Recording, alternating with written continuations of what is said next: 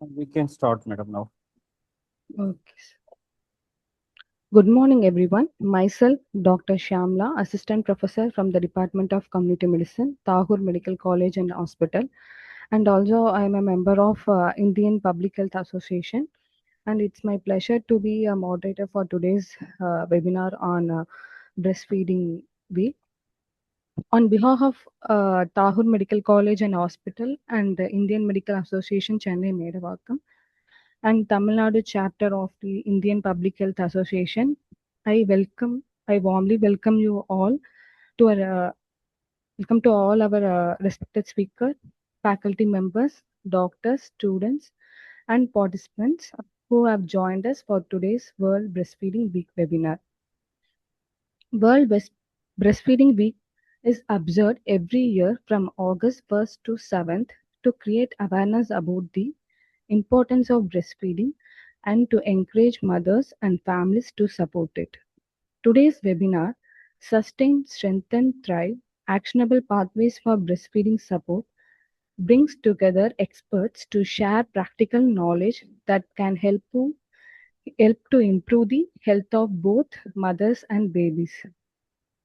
To inaugurate today's program, it is my privilege to invite Dr. Prabhaharan Sir, Secretary of TN Chapter IPHA, to deliver welcome address.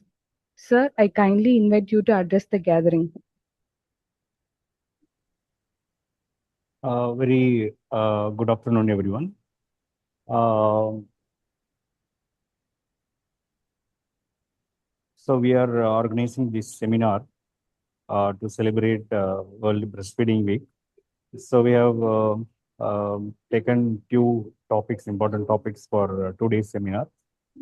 First of all, I welcome two speaker of the day, Dr. Ramya ma'am, Dr. Vivian ma'am. So thanks for accepting and join in the meeting. So I also welcome all the participants who have joined online, offline for the meeting. So I thank Tagore Medical College, IPJ Tamil Nadu and IMA Medavakkam to agree to conduct the event. So I welcome everyone and we can start the session. Thank you. Thank you, sir, for your warm and inspiring inaugural address. Before we begin the scientific session, I request all the participants to kindly post your questions or doubts in the chat box during the session. Now, without a further delay, let us begin our first scientific session. And it's my pleasure to introduce our first speaker, Dr. Ramya Rajendran. She is a professor and head of the Department of Pediatrics at Tahur Medical College, Chennai. She has more than 26 years of clinical experience and 15 years of teaching experience. She has published 16 research papers in indexed journal, has been the principal investigator of an ICMR funded project, received the Best Teacher Award in 2023, and completed several advanced training programs in medical education and artificial intelligence. And she will be delivering a talk on breastfeeding for a sustainable start in life, strengthen what works. Ma'am, we are honored to have you with us. I kindly invite you to deliver the lecture, ma'am. Over to you. Good afternoon, all. So today's topic is on breastfeeding for a sustainable start in life and strengthen what works. I actually thank Professor Dr. Prabhaharan sir for inviting and for this breastfeeding week celebration, which is from August 1st to 7th every year. And this year, we have a theme for breastfeeding for sustainable start in life, strengthens what works. So we are going to see what are the sustainable start in life when you start breastfeeding the baby and the strengthening factors that really works for everybody and for the society to strengthen breastfeeding throughout the newborn period. So thank you, everyone. I would like to start the session. So what does the sustainable start really mean? It means when the baby is in utero, say for example 270 days, along with the 2 years of life, is together the 1000 days from the conception to the second year is called the golden period, for which the breastfeeding is the most important and powerful intervention in this window, offering adequate nutrition, immunity, bonding, and climatic protection in one act. So, so when you say nutrition, so adequate amount of minerals, vitamins, proteins, carbohydrates, fats, whatever or not, it's adequately present in the breastfeeds. So usually we recommend exclusive breastfeeding. What does that exclusive breastfeeding means? So giving the breastfeeding alone till 6 months of age without even water. Say, for example, as breast milk contains 88% of water in the breast milk, there is no requirement of additionally supplementing water during the period of breastfeeding. But it is also recommended to substitute when adequate minerals are not available for the infant, for example, syrups, drops, and minerals and medicines when needed. And it also produces immunity as it contains IgA factors in the breast milk, and it also provides adequate bonding as rooming in to be done within 24 hours. And climatic conditions does not affect breastfeeds. As we see, there are some factors, that is environmental factors, health, and the global goals for 2030. So environmental factors, there is no need of any factory or to transport or package or no waste available for in case of breastfeeding the baby. So if you say it is a bottle feeder, you have to sit, you have to take it, you have to adequately clean it, and it also contains other infectious agents if it is not properly clean and proper hand hygiene is not adequately taken care of. So, in under any circumstances, breastfeeding can be given, and it also contains antibodies, which gives a total immunity for the newborn till 2 years of age. That is IgA, and also oligosaccharides, which covers all the infectious agents such as E. coli or rotavirus infections. Also, the breastfeeding prevents all cancers later in ages, and breast cancer, cervical cancer, also protects diabetes in future. So these things gives adequate health for the baby, not only during the newborn period, also when the baby grows in. And our global goals. Say, for example, not only it is our duty, but also globally. Next slide, please. Next slide, please. So globally, you have 17 factors that is for sustained developmental goals for the children. The previous slide, please. Hello? Yes. So when you see that, the SD3, the 7 and 13 are the factors, that is SDG, that is the Sustainable Developmental Goal, that is zero hunger. So usually the newborn cries when the baby needs a feed, and when the baby is in hunger, the baby on-demand feeds is advised during the newborn period. So that includes, that is a goal where there is no baby is hunger when the baby is given adequate breastfeeds. And you need not go take a bottle or take a formula to mix it and give it. So breastfeeding is adequately available, and it is very comforting for the baby. So next is, and it is affordable and clean and energetic.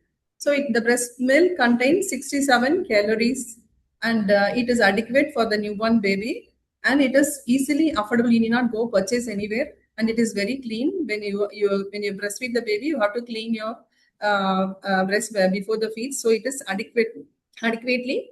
It is clean, and it doesn't affected. It is not affected by the climatic conditions.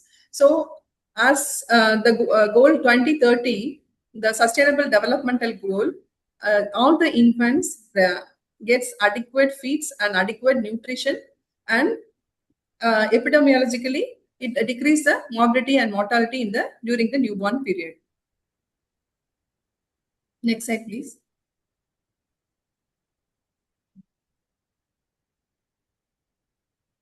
So why strengthen what works? So 2026 theme is not asking for any new interventions or inventions as such. It calls out the scale of proven interventions, or you strengthen what is already being done. The framework is clear, that is protect, promote and support. In Tamil Nadu, strong maternity leaves laws already exist, that is it protects. Or hospital practices where you develop skin to skin contact, grooming in practice within 24 hours once the baby is being delivered. And that is promote, and now we must strengthen all these three pillars, that is protect policies.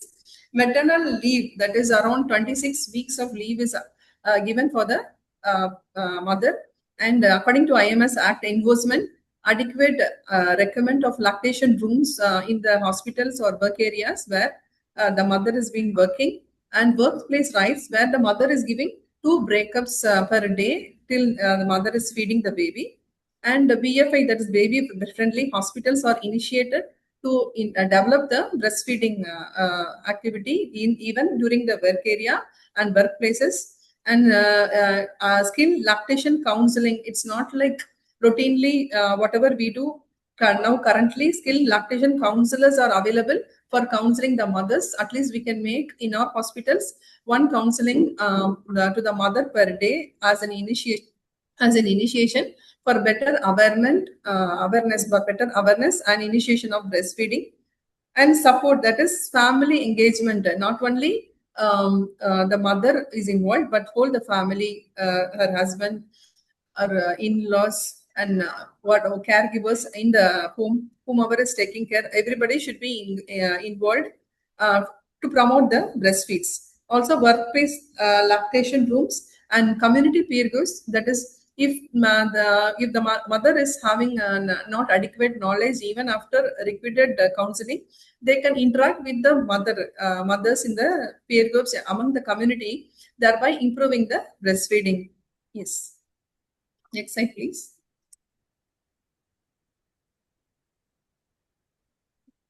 So we have few numbers that demand action. These are not just statistics, they represent the lives, families, and futures that can be protected through breastfeeding. So we know that exclusive breastfeeding is still 6 months, and breastfeeding has to be given till 2 years of age. This 44% of infants, 0 to 6% are exclusively breastfed globally.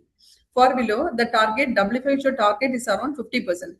So this 6% needs workup so that we can do wherever we are. We can encourage breastfeeding in our working places, around the people we know, and by proper counseling, we can attain the number of 50%.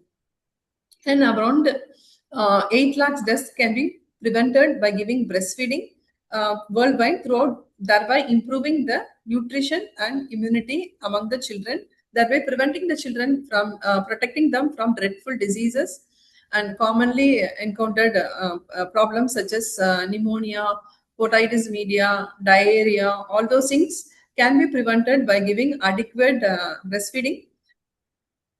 And the 300 billion loss can be prevented by promoting breastfeeding, thereby stopping formula free feeds unless it is really indicated during the period of breastfeeding. So this can be avoided, and this much of amount can be saved. And usually we save for any formula feeds or any canned food, they add up carbon dioxide to keep the food clean and or prevent from spoiling. So these canned food, they contain carbon dioxide as such, and this actually is not good for the baby. So this can be avoided by giving additional in addition, so that breastfeeding can be promoted. For these things to be avoided, to be given for the infant, so artificial feeding can be prevented.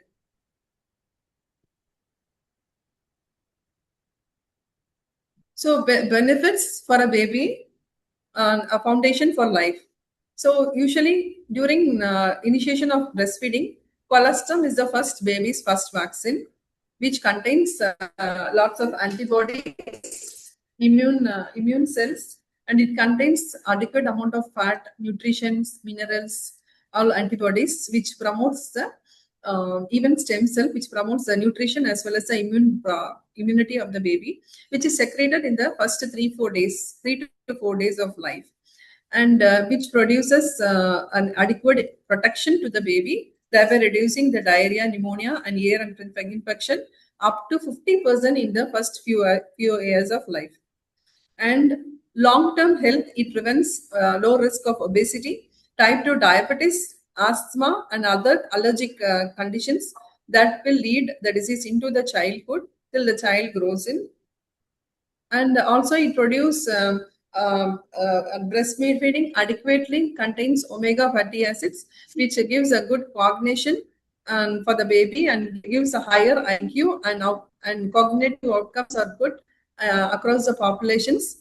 So it also contains weight casein in the ratio of 60 to 40%, which helps for promoting the promoting cognitive function in the child. And galactose, that is carbohydrates, it contains adequate, it produces galactose serobrase, which is the neural development. So, and perfect nutrition composition of the baby's age, even time of day, there is no formula can replace this. So usually formula, some mothers, I think the formula feeding is better compared to the mother feed, which is not correct. So composition is adequate for the baby. Even though if iron is negligibly present in the breastfeed, it is adequately absorbed, thereby given a very good iron-rich in the breastfeeding. Yes. Next slide, please.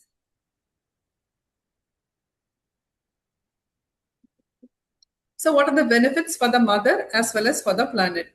As well as the breastfeeding not only helps the infant, but also it benefits the mother as well as our planet. So in what way we can see here? So for the mother, it helps in the uterine involution faster, and it reduces the postpartum bleeding. Also, it reduces the risk of breast cancer and ovarian cancer risk by 30%. And also it lowers the risk of postpartum depression, and it gives a natural child spacing through the lactational amenorrhea, and it saves approximately 50,000 rupees in the first year of formula and related health care. So it helps the mother as economically as well as healthy wise. Breastfeeding is better for the mother also. So for the planet, breastfeeding is a climatic action. One formula-fed infant has the same annual carbon footprint as driving as a car of 400 kilometers from manufacturing, package, and transport and waste. So when you are giving adequate breastfeeding, there is no need of any transport, packing, water consumption for preparation, and there is no fuel burn for supply of chains, and no plastic bottles is contributing to the landfill. The most sustainable system on earth. Next slide, please.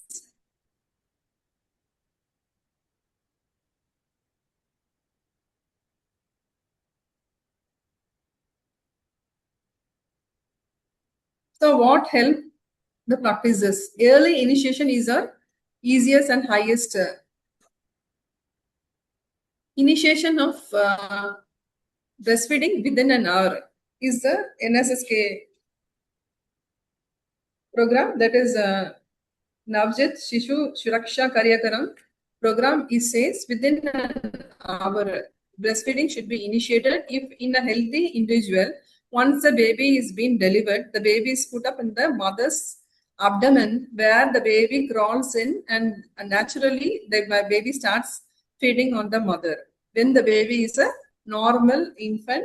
So this is a first hour initiation of breastfeeding, and rooming in has to be done within 24/7, where the mother and the baby is kept together, which supporting the feeding on demand and builds the maternal confidence. So there are factors that involves in the breastfeeding. That is, emotionally, the mother should be stable, and that which creates a positive sensations in the mother as well as the baby, that helps in the initiation of breastfeeding. And there is no formula without a reason. So eliminate routine supplementation of when when there is a colostrum, it is easily absorbed for the baby, and it gives a satiety for the baby to avoid adequate intake of breastfeed for say up 1 to 2 hours once the baby is being adequately breastfed. So it is not there's no need to think there is a decrease in the milk inadequate or inadequate feeding in the baby in the first few days. And even at night, the prolactin is highly secreted at night, which helps in the milk secretion process, and it makes the adequacy of breastfeeding even at night. So that increase in prolactin keeps the adequacy of breastfeed. There is no need of supplementing adequate breastfeed at night.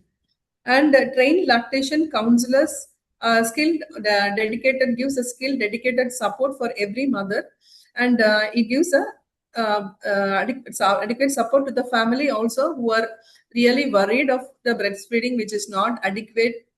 They think that it is not adequate, but by giving the babies adequate sleep for next 1 to 2 hours and adequate voiding of urine, that is around 5 to 7 times per day, and the baby's weight gain per day is says the baby is adequately breastfed. These factors they can tell the parents that the baby is adequately breastfed and there is no need of any supplementation. Next slide, please.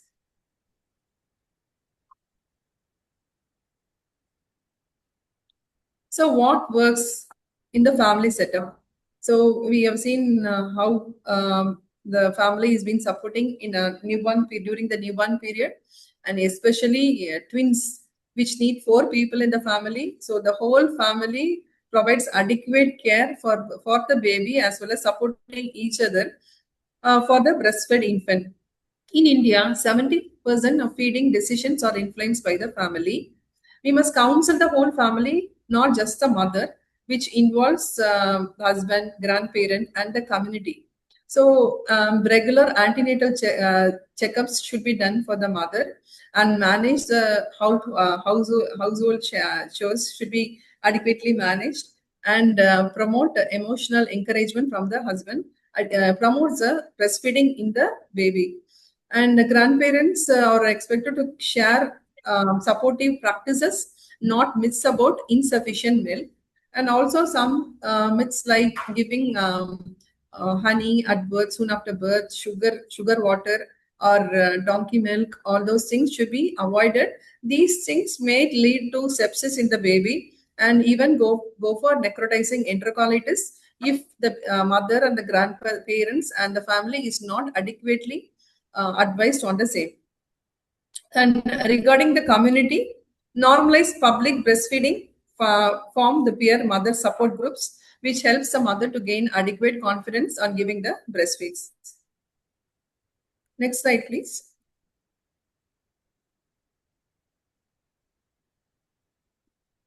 So what works in the workplace support? So there is an already, we have discussed this, the Maternal Benefit Amendment Act 2017 mandates these rights, that is hospital must model compliance, that is 26 weeks of paid maternity leaves, 2 breaks per day to express milk, crèche facility and clean lactation room refrigerator, and flexible return to work hours.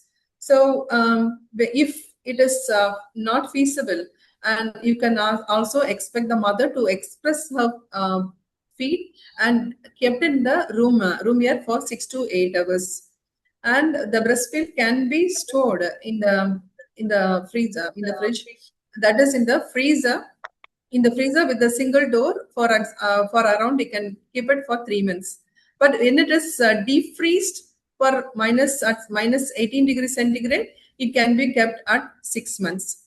But when it is kept in the freezer door, it can be kept for 48 hours.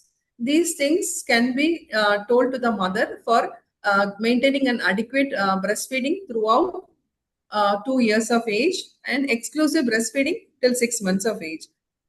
When workplaces support breastfeeding, mothers return to work and babies stay healthy and good for the families as well as the working areas. Next slide, please.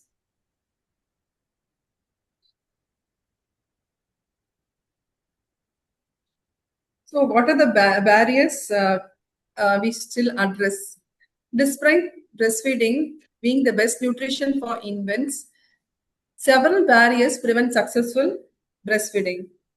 So, knowledge gap, workplace, formula marketing, healthcare, myths, and public support. So, knowledge gap, poor understanding of latching and feeding cues. Say, so the mother should be thought about. Some mothers, when you give counseling, we'll come to know they think the milk is available only in the nipple. So they don't engulf the baby in the areola, which is visible only at the top and it is fully enclosed in the baby's mouth. So this gives adequate support for the baby to express the milk and helps in the swallowing.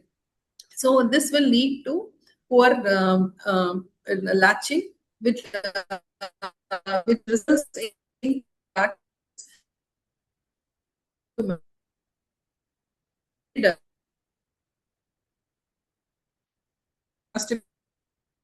adequate workplace and work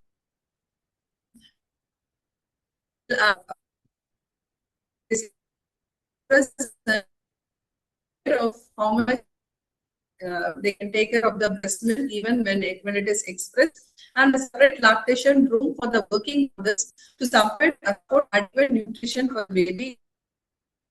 Formula so mother is giving feeding and they think the milk is not adequate and they give artificial feedings and they're difficulty in the baby in having a nipple confusion. When the adequate have a nipple confusion and start taking adequate pressure in the mother and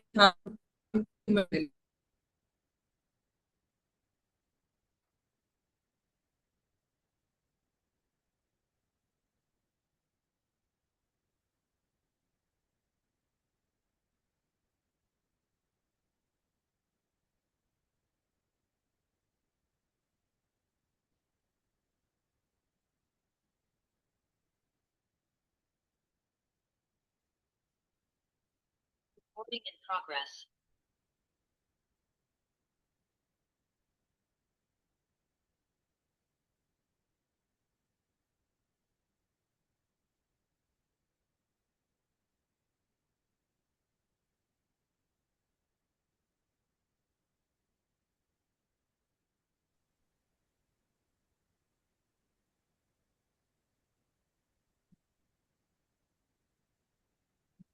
Am I audible?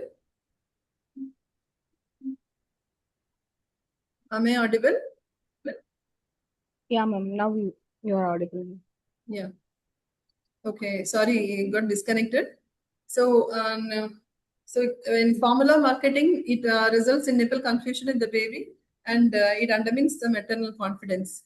Regarding healthcare, limited lactation counseling is being done, but nowadays I think we are giving adequate counseling to the mother. So we can indulge on the mother postnatally about the breastfeeding techniques and proper latching, and latching scores can be initiated when where less than 6 latching score. Slowly we can make them to get up till more than 8 on discharge. So I will discuss the lactation score in the next slide. And the myths about colostrum and water needed is a misconception. Actually, colostrum contains adequate amount of fat, minerals, vitamins, and all factors that is responsible for the immunity of the baby. So that is good for the baby. So they certain grandparents or certain myths or like colostrum is yellow in color and it will cause some problem in the baby. These things to be avoided. So we can tell them, you can counsel them. Colostrum is a very good thing which is to be given for the next 3 to 4 days. And water should not be given in the next 6 months. An exclusive breastfeeding doesn't need water, as breastfeeding contains around 88% of water in the breast milk. And public support, no private breastfeeding spaces are available in certain areas. But as of now, the public should be aware and they should support the breastfeeding mother or the infant. If there is no space, there is no shying away or body shaming should be done. As a public, we should be make them aware of the importance of breastfeeding and stop from doing that. So the success of breastfeeding depends upon the informed families, support workspaces, skilled professional healthcare, and enabling policies. Next slide, please. So we have a scoring system where you can initiate how much ever the baby is adequately breastfed. This can be indulged in the in our workplace areas also, where L stands for latch, A stands for audible swallowing, T stands for type of the nipple, C for comfort, and H for holding position. So you have scoring of 0, 1, 2, 1 and 2. And we have to give adequate scoring. Say 0 is too sleepy or redundant. 1 is repeated attempts for sustained latch or suck and hold nipple in mouth and stimulate to suck. And 2.2 grasp breast, lips flanked when the rhythmic stuffing is present. And audible swallowing, we cannot hear none. We get the 0 marks. And few with the stimulation. And 0.2 for spontaneous, intermittent, spontaneous, and frequent gets 2 points. And type of the nipple, inverted or it is flat, 1 point. And it is everts after stimulation, 2 points. So you have to check the antenatally whether the mother has got a normal nipple or inverted or flat, and adequate treatment has to be engaged before the deliver actually.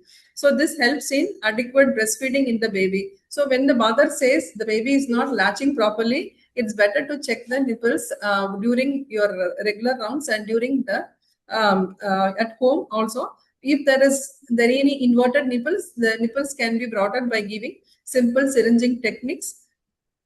And comfort, engorged and severe pain, engorgement, that is 0 points, and filling and redness is at number 1, and soft and non-tender, 2 points.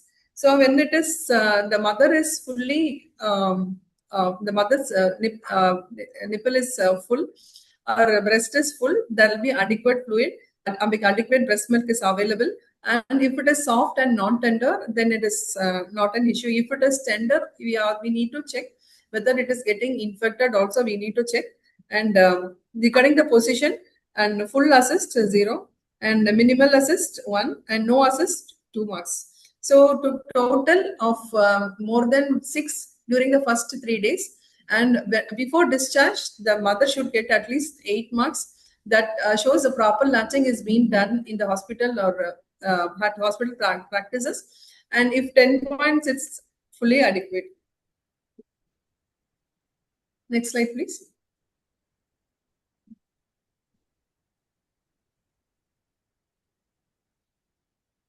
So the thing is, the question is not whether the breastfeeding works, it is whether we are acting for it or we are impulsing enough, you are taking enough steps for the adequate of breastfeeding as a clinician, as a member working in the hospital, as a community, as a citizen. So these are the responsible or of an individual. It could be a doctor, or it could be they could be a citizen or a normal person among the society. We all have all responsibilities to initiate breastfeeding and promote breastfeeding even as in future also.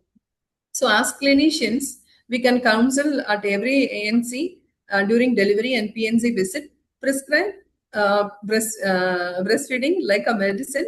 We can tell them and engage them with what is the importance of breastfeeding, and what are the nutrition the baby will be getting while only giving only breastfeeding alone, not on any formulas, which is not good for the baby. We should counsel the uh, um mother as well as the family as a clinician. And as a hospital, per se, baby friendly hospital BFIs status, we should audit and initiation rates, and we should train every nurse and doctors. For BFI, we should know there is a written protocol for every hospital we should have, so that the baby is breastfed immediately, that is within an hour of delivery, and the baby is adequately breastfed on demand. The baby is gaining weight adequately, voiding urine adequately, and these things has to be monitored properly. And the mother should be advised proper lactation till exclusive breastfeeding till 6 months, and weaning of food after completion of the 6 month, but still to continue breastfeedings depending upon the demand of the baby till 2 years of age. These things we have to address when the baby is going to be discharged in a hospital setup, and review the hospital where the baby is not taking feeds properly or there is not adequate weight gain as expected. And for the low birth weight and the preterm babies, the visit has to be engaged in every 14 days. So we have a PNC chart behind. I'll come. Yeah. So the postnatal care ensures well-being of the mother and the baby. So the postnatal care during the first visit, that is during the first day of the delivery, second visit done on the third day after delivery, and third visit on day 7 after delivery, fourth visit on 6 weeks after delivery.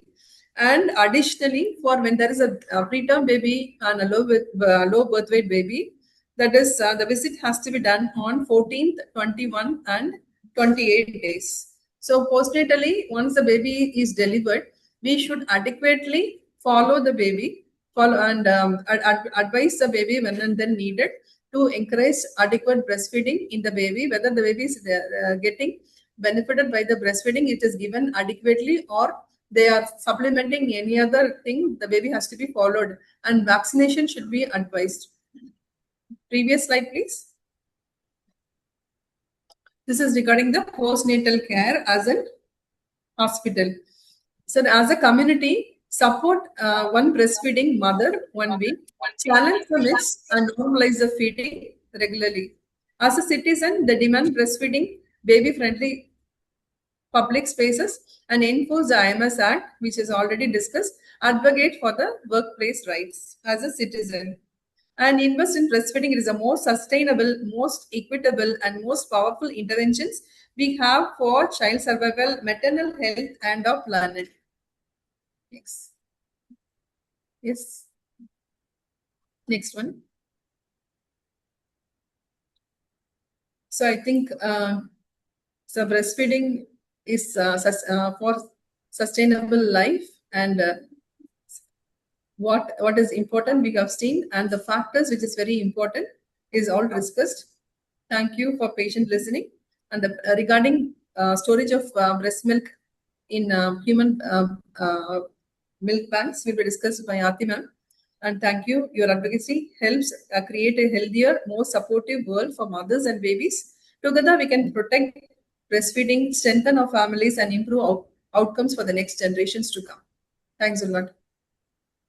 Thank you so much, ma'am, for your excellent informative presentation. We truly appreciate your valuable insights, ma'am. Now, let us move on to our second scientific session. It is my pleasure to introduce our second speaker, Dr. T. Artilata, ma'am. She is a senior assistant professor of pediatrics at the Institute of Child Health and Hospital for Children, Egmore, Chennai. She has completed MBBS, DCH, MD in pediatrics, and CCEBDM course. She has been serving in government medical institutions since 2008 with rich experience in pediatrics, neonatology, and newborn care. She is also an active SBNC training faculty involved in training healthcare professionals in newborn care across Tamil Nadu. Today, she will be delivering a talk on breast milk bank. Ma'am, we are delighted to have you with us. I now invite you to deliver your lecture, ma'am. Good afternoon, everyone. Uh, Good afternoon, everyone. Am I audible? Yes, ma'am. Yes, Yes. ma'am. Good afternoon. Yes. Good afternoon, everyone. In the eve of celebrating the World Breastfeeding Week, I am happy to present the topic on human milk bank. At the outset, I would like to thank IPHA and IMA Medavakum, Tagore Medical College, and Professor Prabhakaran sir, HOD of Community Medicine, for giving me this opportunity. And it is indeed a great privilege for me to be here to present this topic. Next slide, please. So we are going to see about the importance of human milk, as Ramya ma'am has already spoken about the topic. Second, about the rationale of having a milk banking, the history of milk bank, how it is established, and CLMC centers, lactation management centers, technical guidelines for opening up new milk banks, and finally, conclusion. Next slide. So breastfeeding is the most natural, inexpensive, and accessible method to give every child the healthiest start. Even Shushruta, our ancient Indian surgeon, has spoken about breastfeeding decades ago. One just cannot compare even water of 7 seas with mother's milk, which ensures optimum growth, nutrition, and a healthy life. Next slide, please. Breast milk is an ideal nutritional source for infant well-being, a unique bioactive substance which is very, very important for newborns, immature, gut system, and immune system. Colostrum is a liquid gold. Madam has talked about colostrum very well. So in my next slide also, I'm going to recreate the importance of colostrum. Breast milk is easily digestible. Next slide. So the benefits of colostrum is antibody rich. It contains secretory IgA, lactoferrin, lysosomes, and etc. It is a white cell powerhouse. High leukocyte concentration is there in colostrum, which forms the first line defense. And it is a natural purgative which clears meconium and helps to prevent neonatal jaundice. It has a lot of growth factors and it is vitamin A and K rich. Next slide, please. So the benefits of human milk for preterms. In preterm, as we always know, preterms, they are highly susceptible for mortality and as well as morbidity. This milk, human milk, reduces the morbidity. It lowers the risks of NNEC, retinopathy of prematurity, bronchopulmonary dysplasia, digestive intolerance, and cholestasis due to prolonged TPN. And it improves the host defense. WBCs and IgA are very rich in preterm milk. So it supports the defense system and it has many bioactive factors and glycoproteins which helps the cells to grow. Also, trophic factors promote gut maturation and healthy colonization. So not only the short-term effects we have seen in the human milk, long-term impacts, benefits, cognitive, metabolic, as well as cardiovascular health into a healthy adulthood. Next slide, please. What happens when mother's own milk is not available? The children are at very high risk, especially the NICU level 3 and level 4 children. When mother's own milk is not available or when the child's mother is absent or deceased, then the option is, next slide, please. WHO, American Academy of Pediatrics, and Isfahan made a major policy recommending donor human milk via human milk bank as the next feeding best option. So the global consensus underscores the critical role of organized human milk banking in protecting these vulnerable neonates. Next slide, please. So what is a human milk bank? The human milk bank is a place where human milk is collected, it is screened, it is processed, stored, and dispensed. Human milk by prescription, like a medicine. Human milk is given as a medicine donated by nursing mothers unrelated to the recipient infants. Donor milk undergoes rigorous safety screening, pasteurization, and microbiological tests, which I am going to talk about elaborately in my speech. Next slide, please. So what is the rationale? Why human milk banking is clinically and public health imperative? Next slide, please. So human milk reduces the death and illness, especially in extreme preterm child as well as LBW infants, and also donor milk reduces the morbidity like sepsis, NNEC, ROP, and hospital readmissions, and it with a significant cost saving to healthy systems. Formulas cannot substitute. Artificial milk lacks the protective immune and digestive and neurological elements critical for maturing preterms. So the only option for us is human milk. Next slide, please. So these are the evidences and studies which shows the impact of donor milk on vulnerable infants. We can see the sepsis rate is reduced by 19%, and NNEC rates are reduced by 70%, and even there is a very large improvement in retinopathy, and feed intolerance has come down, and the reduced length of stay in NNEC, it is cost saving, everything has been studied. Next slide, please.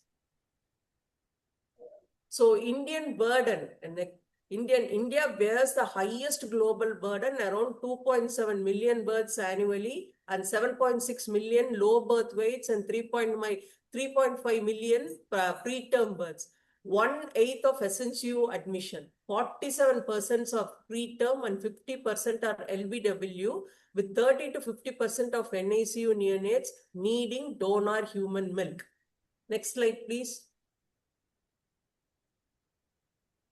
So that is why the need for human milk bank has started. So we will see there are some interesting historical facts about this human milk, tracing the human milk donation from ancient wet nursing to modern milk banking. Next slide, please. So the origins. So it started like a wet nursing, governed by Babylonian Code of Hammurabi. So we have every 1800 BC, Greco-Roman selection criteria. So next, there is a decline in the wet nursing because of the concerns about the infection and the unhealthy lifestyle led to wet nursing decline in the 19th century, driving the rise of organized human milk in the human milk banking in the 20th century. Next slide, please. The foundation of formal milk banking. The decline of wet nursing combined with the raised infant mortality rate, artificial feeding, and created an urgent need for a safer and organized alternative, leading to world's first human milk bank. Next slide, please. This is the man, Dr. Theodore Escherichs of University of Vienna, conducted a study in 1902 to 1911 showing that intestinal bacteria of breastfed neonates differed significantly from those fed by other means. His research led to Imperial Institute for Maternal and Infant Care and the first milk bank in Vienna in 1909, a landmark in neonatal nutrition. Next slide. So globally, the first milk bank was started in 1909 in Vienna, and slowly it spread into the European world, and it also spread to India. So we have at least 210 active milk banks worldwide. Next slide, please. So what is human milk banking in India? So ancient tradition, we have wet nursing is deeply rooted in Indian culture. We have mythological reference, Mother Yashoda as a wet nurse to Lord Krishna. The first milk bank in Asia, 1989, Dr. Armida Fernandez established Asia's first human milk bank at Lokmanya Tilak Municipal Medical College, Mumbai. So 2005, it remains the only sole milk bank in India with slow expansion thereafter. And 2015, 22 banks in 2015, and numbers doubled in every 2 years. Now more than 50 banks now operate across India, still insufficient for the nation's demand. Next slide, please. So these are all the various states where we have human milk banks in India. Currently, we have 50 milk banks operating across India. Next slide, please. So the National Consultative Meet convened on 30th July 2013 by Ministry of Health and Family Welfare with the expert group. They contextualized guidelines drafted from their international experience, adapted to Indian context without compromising scientific evidence, and they formulated, next slide please, national policy framework for milk banking. Next slide, please. So, which has led to the start of lactation management centers called comprehensive lactation management centers. Next slide, please. So, this is how it works in India. The CLMC centers are present in the medical colleges with NICU and the district head hospitals. And next, the LMU units are present in district hospitals and larger SNCUs. And we have lactation support units at all delivery points. A tiered structure of lactation management centers from facility level units to zonal and national reference centers. Next slide, please. So the highest point is the CLMC centers, followed by LMUs and LSUs. Well-performing CLMCs are redesignated as reference centers. In India, we have 5 zones serving as technical source for training, quality assurance, and knowledge dissemination. Next slide. So this is a prerequisite for establishing an LMC. Next slide. So location, CLMC should be situated in the SNCU, preferably within the maternity complex. One dedicated refrigerator for the milk, human milk, should be kept in the SNCU or in the KMC room. And minimal requirement is around 350 square feet of space.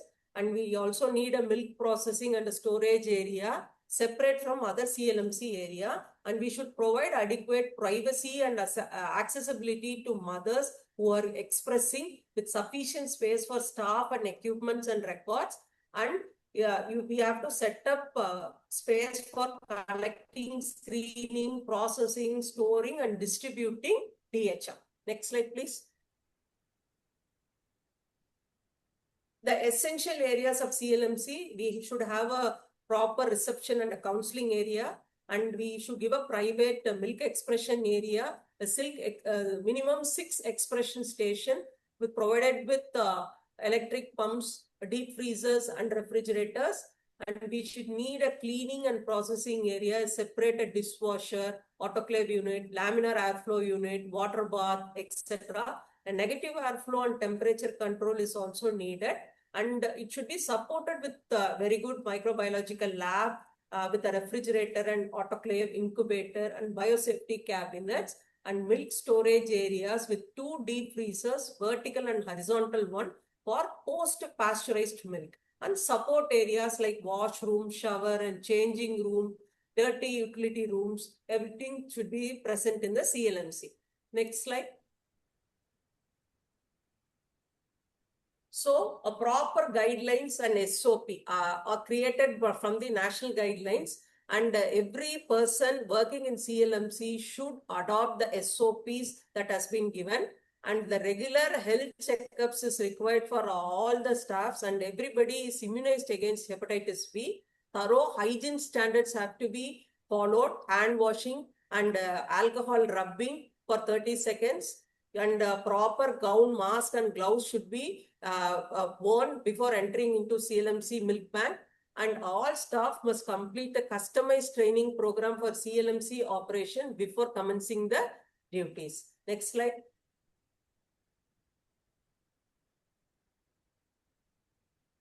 So next slide. So now we are going to talk about the technical guidelines. So next slide. So as a part of milk bank, the first thing is donor mother screening. So who are all the potential donors? Any lactating mother willing to donate her surplus expressed breast milk may be considered as a potential donor. She can be coming from NICU, whose mothers with babies admitted to NICU, or a postnatal mother, admitted mother with the surplus milk production, or the mother with the child visiting for well baby clinic for vaccination, attending their routine outpatient infant visits can also be a part of a donor, or a hospital staff, a lactating staff who volunteers to donate. Next slide, please. So, screening steps at registration. Standardized registration ensures only eligible informed donors contributing and safeguarding the recipient infant. So, first stage, we give we just counsel the potential donor, we interview her, and we get a written consent from the donor. That is the registration part. Next slide, please. So, there are some exclusion criteria for donor mothers. We will see few of the exclusion criteria, like recent blood transfusion or a tissue or any transplant within past 12 months. They are excluded from donating, and usage of alcohol and tobacco.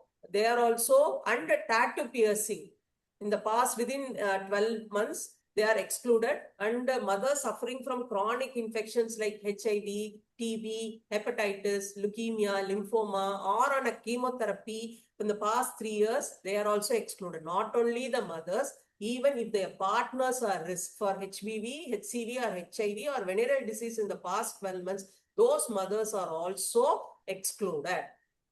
Next slide, please.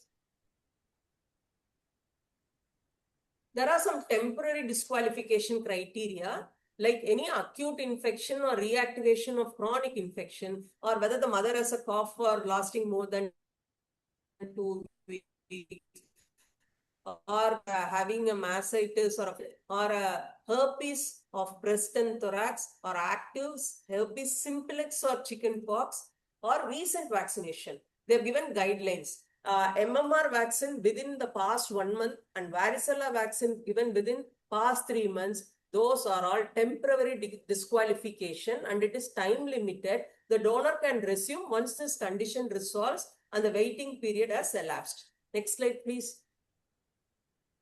So mandatory screening, any donor coming who is willing to donate the milk, who comes, registers, has to provide us serological reports. The report should be within 6 months. And if the reports are not available, those mothers are screened for HIV 1 and 2, hepatitis B and hepatitis C, and syphilis and VDR. Next slide.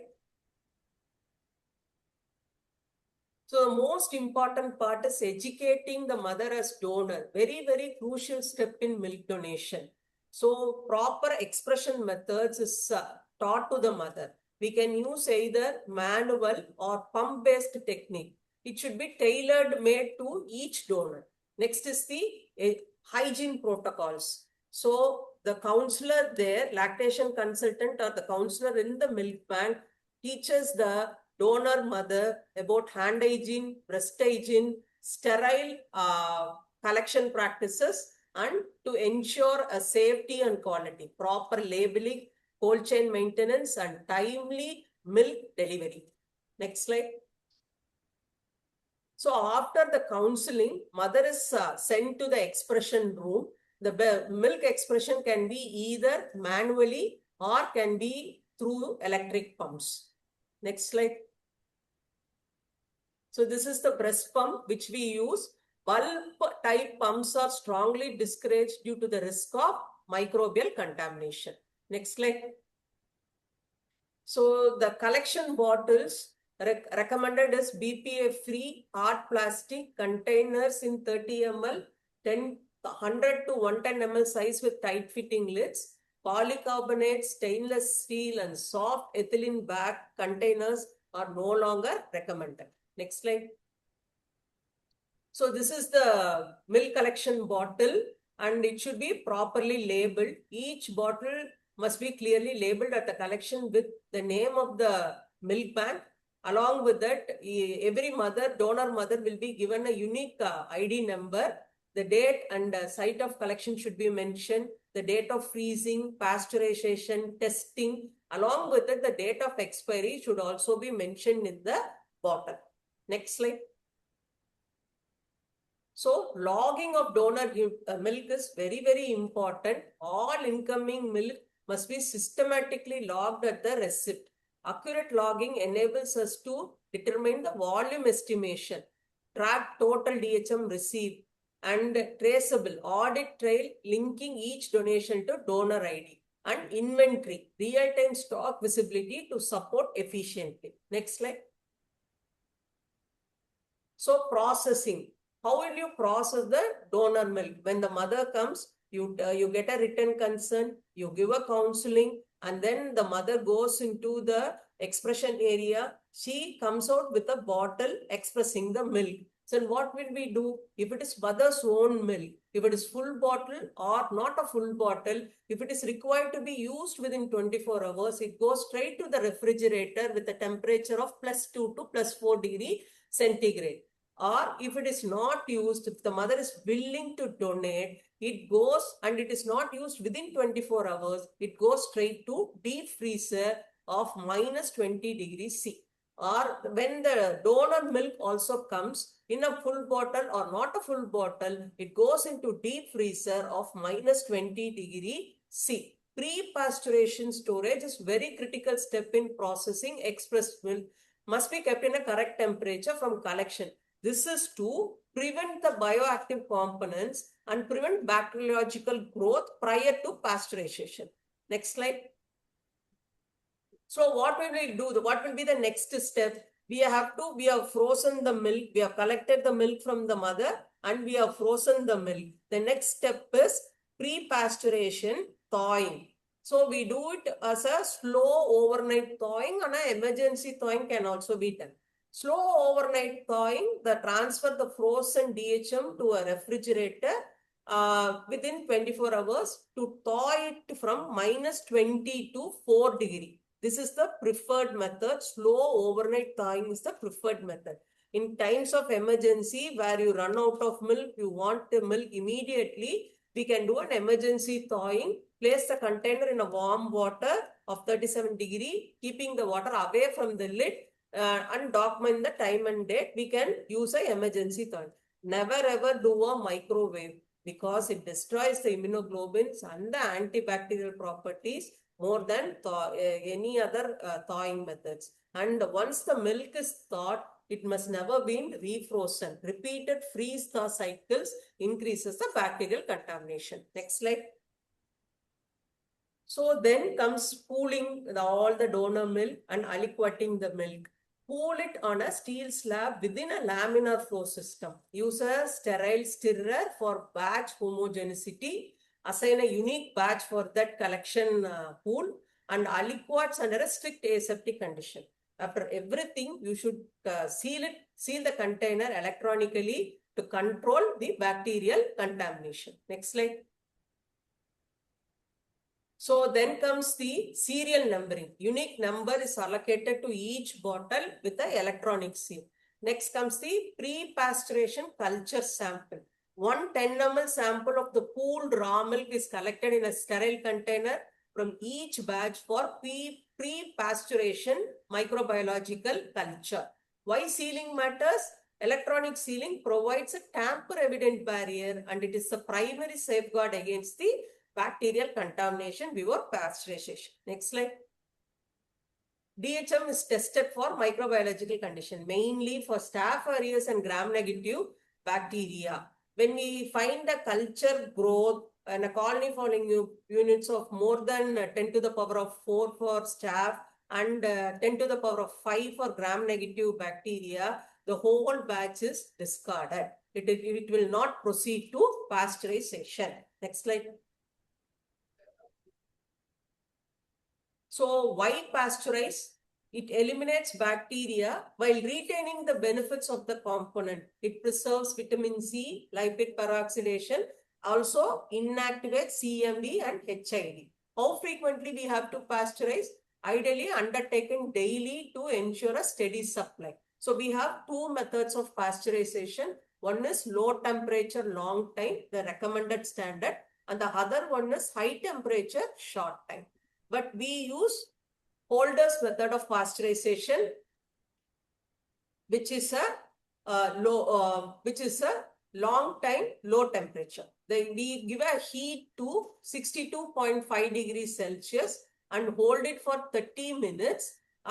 Then cooling it to 25 degrees C, and again we are cooling it to 4 degrees C. Rapid cooling after holding minimizes the nutrient damage and enhances the microbiological destruction by preventing spore germination. Next slide. So choices of pasteurization, fully automatic pasteurizers, semi-automatic and shaker water baths are available. Next slide.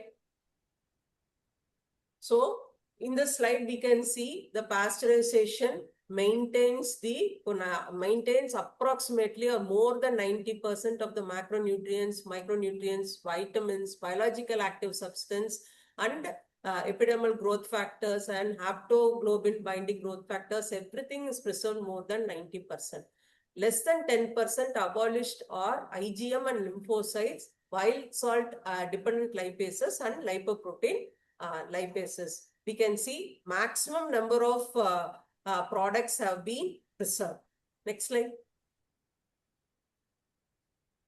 So pre-pasteurization, after pasteurization also, we send a random culture sampling. This is post-pasteurization sampling. So we random aliquots from each batch is sent for post-pasteurization bacterial culture.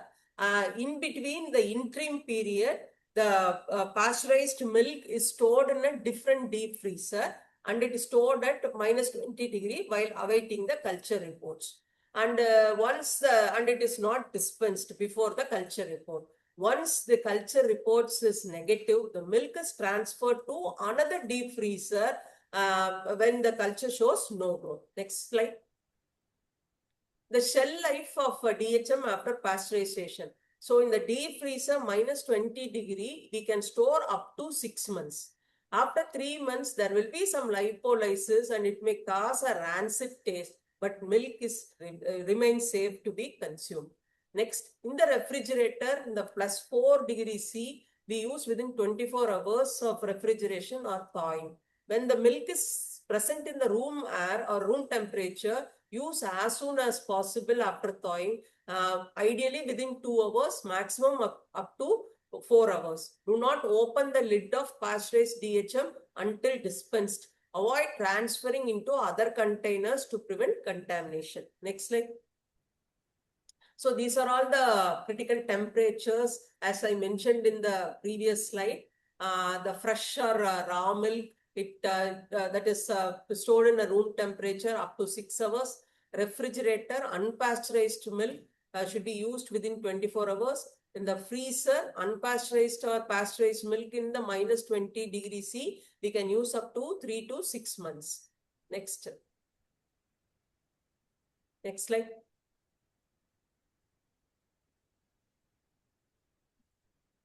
Next slide, please. So these are all the various milk storage units. We can see a dedicated deep freezers with digital temperature display. Along with that, we have a good alarm system, which is essential for the safe post-pasteurization milk stored in this is IOG CLMC unit. And we have all this equipments there. Next slide, please. So dispensing the pasteurized donor human milk. The scenario is first in, first out. The oldest stock is always dispensed first to prevent expiry and waste. And it should be, then we should have a batch consistency. Each infant should receive milk from the same pooled batch whenever it is possible. And the donor milk is dispensed only on physician's prescription with the parental informed consent. So who are all the recipients for donor human milk?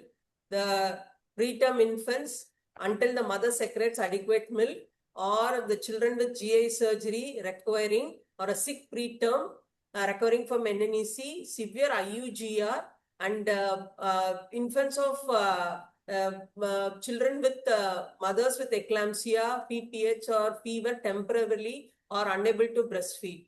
Absent or deceased mothers. Infants whose mothers are not available are all recipients for donor human milk. Next slide, please. So before dispensing, you have to thaw the pasteurized frozen milk and use for feeding as soon as it is thawed. Okay. The consume thawed DHM within 2 hours or maximum 4 hours. Never re-refrigerate or refreeze the thawed milk. Next slide. Okay. So proper labeling, that label should be water resistant because these bottles goes for regular washing. So the label should be water resistant. Next slide. And all this PDHM record files, proper logging and inventory should be maintained. And we should also have a PDHM dispersible record filing. Next slide. So we have a control body. The day-to-day functioning of CLMC is governed by hazard analysis and critical control point principles borrowed from the food safety industry. This framework ensures safety and quality at every step from collection and processing to storage and dispensing. Next slide. So this is the summary of process that flows in the CLMC. The donor mother comes. So there is to the comprehensive lactation management unit where donor screening is done, plus registration is also done. Then mother goes for milk expression as per her need, and we temporarily store the pre-pasteurized milk in a refrigerator or a freezer. Then that milk is thawed. Then the milk is pooled, all collected donor milk is pooled under a laminar airflow. Then it goes for subjected to pasteurization, and pre-pasteurization culture sample is also taken. And after that, post-pasteurization testing is also done. And temporarily it is stored in a freezer. And once the culture reports are negative, it goes, once the prescription is available, again the DHM is which is stored in the freezer is thawed and it is given to the recipient. This is how the CLMC works. Next slide, please.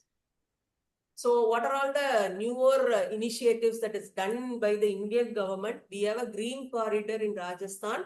Emergency vans transfer donor milk to NICU from collection centers in record time. The most innovative thing. The next one is we have collection vans in Maharashtra, mobile vans with breast pumps and refrigerators, which collects the milk directly from the community. And we have a very good milk banking network system, which shares the practices, standardizes the protocols, and awarenesses among the healthcare providers. Next slide. And the conclusion is, next slide. So formula milk cannot replace human milk. Artificial formula will never provide immune or nutritional or digestive or neurodevelopmental benefits that human milk provides. So given a high rate of preterm births and malnutrition, milk banks must be established in all larger neonatal units across the country. As milk banks expands, benefit will extend beyond the health, improving their cognitive development, metabolic health, and long-term life outcomes. Thank you. I thank you. I thank IPHA and Tagore Medical College and Professor Prabhakaran sir and the organizing team for giving me this chance to present before you all. Thank you. Thank you very much. Thank you so much, ma'am, for your wonderful presentation. Your session has given us a better understanding of the importance of breast milk banks and their role in improving newborn health. Thank you for sharing your valuable knowledge with us, ma'am. Now we will move on to the question and answer session. If you are not already posted your question in the chat box, now you can post your questions or comments in the chat box.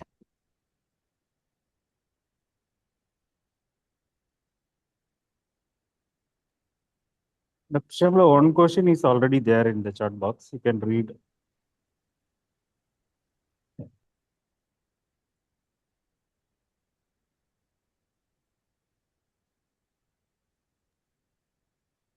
Ma'am, It's there not is one showing. question. One question like role of direct breastfeeding versus using electrical pumps. Which one is better? Sir, direct breastfeeding is always beneficial, though we can ascertain the quantity of milk in electrical pumps. It is always better to have a direct breastfeeding, which enriches the all the reflexes and increases then promotes the breastfeeding, sir. So direct breastfeeding is more advantageous. Okay, ma'am.